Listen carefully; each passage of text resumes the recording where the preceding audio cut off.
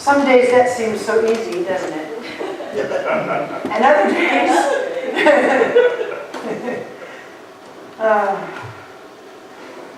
I always have these very humbling moments when I'm just sitting here before it's time to give the message. Because the music just touches me, and then I have 1,000 other thoughts, and I have this humbling feeling of everything is just so much bigger than we even know, and how easy sometimes it is to let the fears come crashing down, and sometimes how hard it is to get rid of them, and wouldn't it just be nice to have a pre-packaged little answer? A pill. I think we do. I think there is actually pills. I take them when I go flying. You know, I was thinking about this the other day, actually, not the pill, but the prepackaged little answers, that this philosophy is not one, at least not the way I interpret it.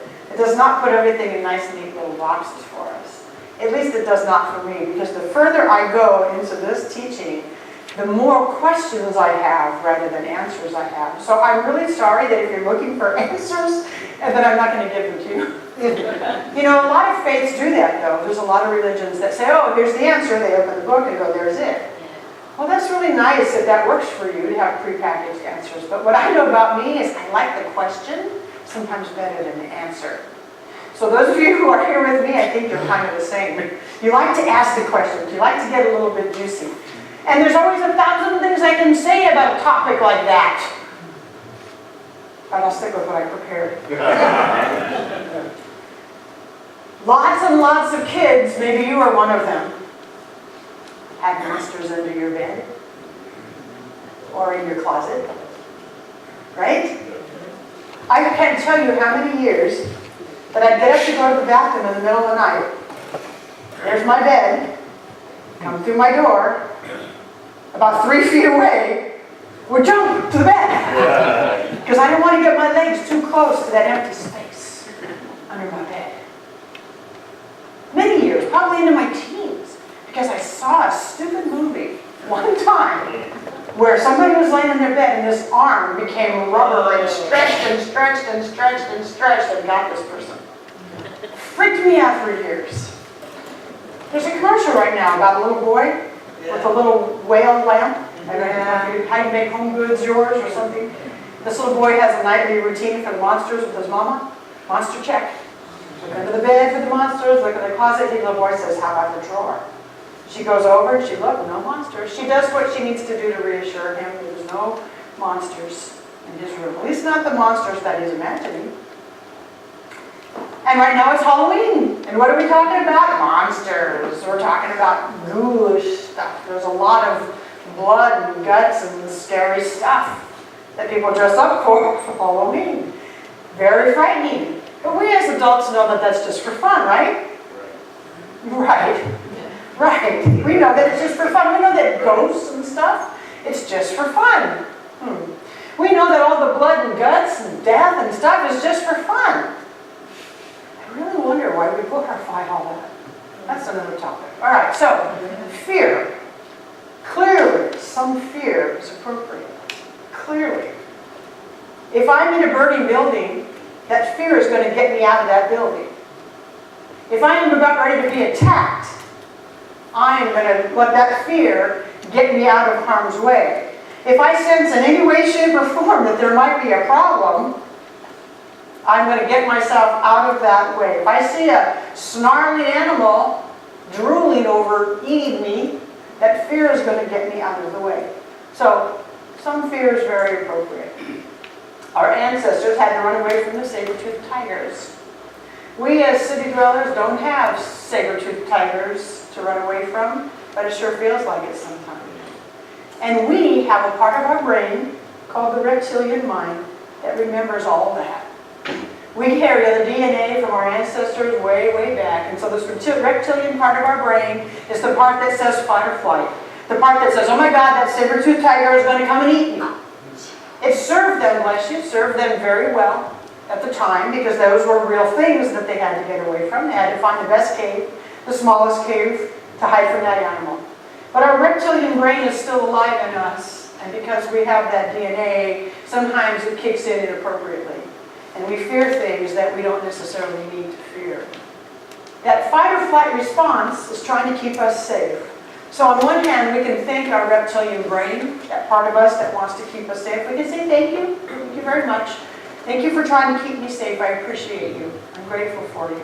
We don't want to banish it altogether. It has its place. There's other kind of fears, though, that we don't need and that don't serve us at all. And those are the fears we're going to talk about today. Because if I was to ask the question, what is there to be afraid of? The deep spiritual answer is nothing. Absolutely nothing.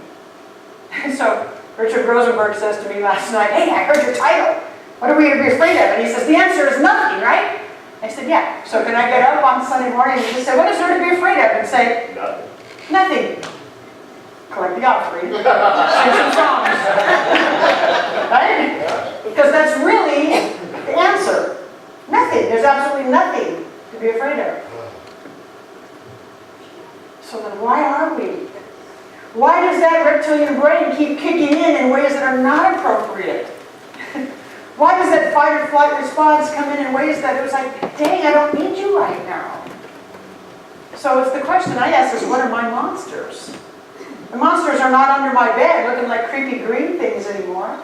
Or I'm not afraid of rubber arms reaching over underneath my bed. Well, for one thing, my bed sits on the floor. So Took care of that. I took care of that one.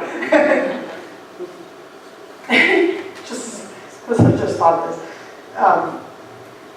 Anybody, maybe nobody else does this. Anybody ever go into their bathroom, and maybe after you've been gone for a while, and pull back the shower curtain?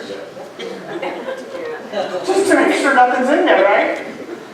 So there was somebody put a little Facebook meme that said, so for all of those looking in your shower, do you have a plan? Because I'm thinking, when I read that, I thought, oh, that's funny. Because I do that sometimes. I look and peek and I think, so what is my plan if I actually was to find somebody? Scream. Scream. It's like, oh, okay. Pull back the shower curtain. Like, that's going to stop somebody. Right? It gives me time, I guess, to run out the front door. You know, it's really kind of comical, you know. And that does help to laugh. When we get fearful, laughter is a good thing. So now every time well, not every time, but many times I remember the shower curtain. And I just laugh at myself a little bit. So what are our monsters? So if I was to ask you to think of some of your monsters, some of your fears right now, what would they be? I'm going to invite you to just shout a few of them now. What are some of your monsters? What are some of the things that get you really scared, like that fight or flight response kicks in? Flying. Flying. Oh, I don't know that one at all. Earthquakes. Earthquakes. What else? What are your monsters? Deadlines. Feeling overwhelmed. Feeling overwhelmed. Lack. Tsunami. Tsunami. We have a number of natural disasters being mentioned. What else? Kill. Politics. Governments, right? Yeah. Money. Health. War.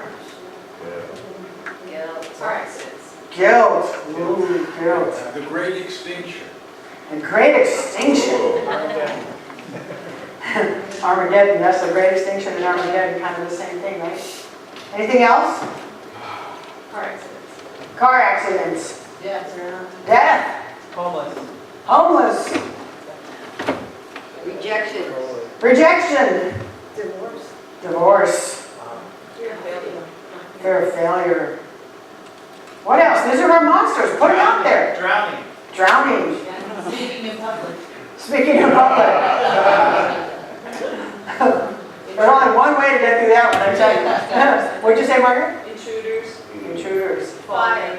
Falling. Fire. Violence. World War III. Final exams. Global climate collapse. Global climate collapse. Yeah. Wow. Okay, so I think we got it. What's that?